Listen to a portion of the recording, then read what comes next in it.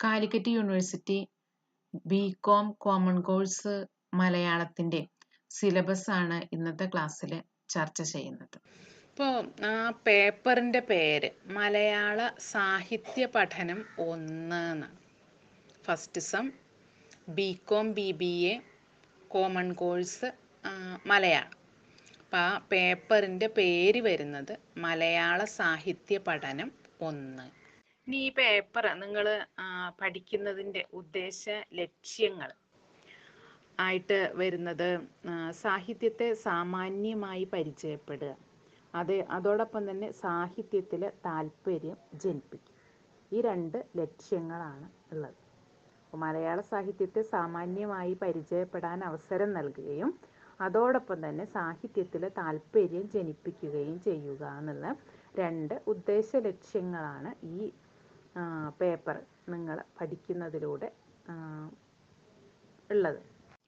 ഇനി first sem BCom BBA common course മലയാളത്തിൽ 4 മൊഡ്യൂളുകളായിട്ട് തിരിച്ചിട്ടുണ്ട്. 4 മൊഡ്യൂളുകൾ എന്ന് പറയുമ്പോൾ നിങ്ങൾ ഇത്രയും കാലം പഠിച്ചു വന്ന യൂണിറ്റുകൾ.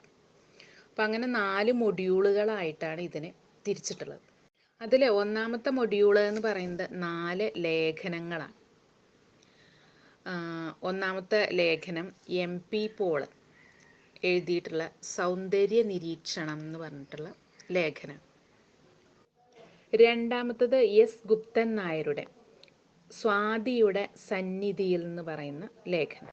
മൂന്നാമത്തതായിട്ട് വരുന്നത് MN വിജയൻ്റെ സ്വർണ്ണ മത്സ്യങ്ങൾ എന്നുള്ള ലേഖനം.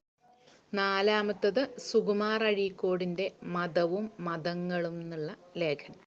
അപ്പോൾ ഇതിൽ ഒന്നാമത്തെ ലേഖനത്തെക്കുറിച്ച് നമ്മൾ പറഞ്ഞു, MP പോളിൻ്റെ സൗന്ദര്യ നിരീക്ഷണം. അപ്പോൾ സാഹിത്യ സൗന്ദര്യത്തെക്കുറിച്ച് MP പോൾ എന്ന് പറയുന്ന മലയാളത്തിലെ വളരെ പ്രശസ്തനായിട്ടുള്ള നിരൂപകന്. അപ്പോൾ അദ്ദേഹത്തിൻ്റെ സാഹിത്യ സൗന്ദര്യത്തെക്കുറിച്ചുള്ള നിരീക്ഷണങ്ങളാണ് അതിൽ ഉൾപ്പെടുത്തിയിട്ടുള്ളത്. ഇനി രണ്ടാമത്തെ ലേഖനമായിട്ടുള്ള S ഗുപ്തൻ നായരുടെ സ്വാതിയുടെ സന്നിധിയിൽ എന്ന് പറയുന്ന ലേഖനം. S ഗുപ്തൻ നായരും മലയാളത്തിലെ ഉപന്യാസ സാഹിത്യകാരനാണ്.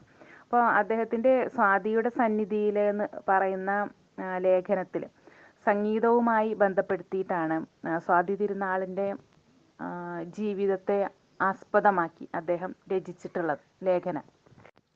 ഇനി MN വിജയൻ്റെ സ്വർണ്ണ മത്സ്യങ്ങൾ കമ്പോളവൽക്കരിക്കപ്പെടുന്ന കലയുടെ സമൂഹത്തെ അല്ലെങ്കിൽ കലയുടെ അവസ്ഥകളെ, സാഹിത്യത്തിൻ്റെ അവസ്ഥകളെയാണ് അദ്ദേഹം ചിത്രീകരിക്കുന്നത്. സുകുമാർ അഴീക്കോടിൻ്റെ മതവും മതങ്ങളും എന്നുള്ള ലേഖനത്തിൽ മതം എന്താണ് എന്നുള്ള ഒരു ചർച്ചയാണ് അദ്ദേഹം നടത്തുന്നത്. മതകലഹങ്ങൾ എങ്ങനെയാണ് ഉണ്ടാവുന്നത്, അതിൻ്റെ പിന്നിലുള്ള പ്രവർത്തനങ്ങൾ എന്തൊക്കെയാണ്, മതം എന്നുള്ളതുകൊണ്ട് നമ്മൾ എന്താണ് മനസ്സിലാക്കേണ്ടത് തുടങ്ങിയിട്ടുള്ള കാര്യങ്ങളാണ് അവിടെ ചർച്ച ചെയ്യപ്പെടുന്നത്. ഇനി രണ്ടാമത്തെ മൊഡ്യൂളാണുള്ളത്. രണ്ടാമത്തെ മൊഡ്യൂളിൽ കഥകളാണ് വരുന്നത്.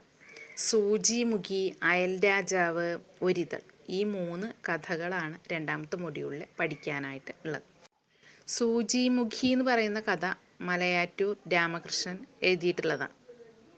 അയൽ രാജാവ് M സുകുമാരൻ എഴുതിയിട്ടുള്ള കഥയാണ്. ഒരിതൾ മാനസി എഴുതിയിട്ടുള്ള കഥയാണ്. ഇനി അടുത്തതൊരു നോവലാണ്. മൊഡ്യൂൾ 3 വരുന്നത് ഒരു നോവലാണ്. 100 സിംഹാസനങ്ങൾ എന്നുള്ള ജയമോഹൻ എഴുതിയ നോവലാണ്. ഭരിക്കപ്പെടാൻ മാത്രം ജനിക്കുന്ന സവർണവർഗവും അതിൻ്റെ കീഴാളരായി ജീവിക്കേണ്ടി വരുന്ന ദളിത് വർഗങ്ങളും അതെത്ര ഉയരത്തിലെത്തിയാലും അങ്ങനെ തന്നെയാണ് എന്നുള്ള ഒരു അവസ്ഥ അത് കൃത്യമായിട്ട് എടുത്തു കാണിക്കുന്ന നോവലാണ് 100 സിംഹാസനങ്ങൾ. 100 സിംഹാസനങ്ങൾ എന്നുള്ള നോവലിൽ ഏറ്റവും താഴേക്കടയിൽ ജീവിച്ചിരുന്ന നായാടി സമുദായം, അപ്പോൾ അവർ അനുഭവിച്ചിരുന്ന കഷ്ടപ്പാടുകളും അതിൽ നിന്ന് ഉയർത്തെഴുന്നേറ്റ് ഒരു സിംഹാസനത്തിൽ ആരൂഢനാവുമ്പോഴും ആ സമുദായ ജീവിതത്തിൽ നിന്ന് രക്ഷപ്പെടാനായിട്ട് കഴിയാതെ എപ്പോഴും സവർണവർഗത്തിൻ്റെ മേൽക്കോയ്മകൾ അടിച്ചേൽപ്പിക്കപ്പെടുന്ന അത്തരത്തിലുള്ള ജീവിതമാണ് കാഴ്ചവെക്കുന്നത്. പിന്നെ അതിൽ വരുന്നത് 4ാമത്തെ മൊഡ്യൂളാണ്. 4ാമത്തെ മൊഡ്യൂള് യാത്രാവിവരണമാണ്. കുടക് യാത്രകൾ എന്നുള്ള എൻ പ്രഭാകരൻ്റെ യാത്രാവിവരണമാണ് പഠിക്കാനായിട്ട് ഉള്ളത്.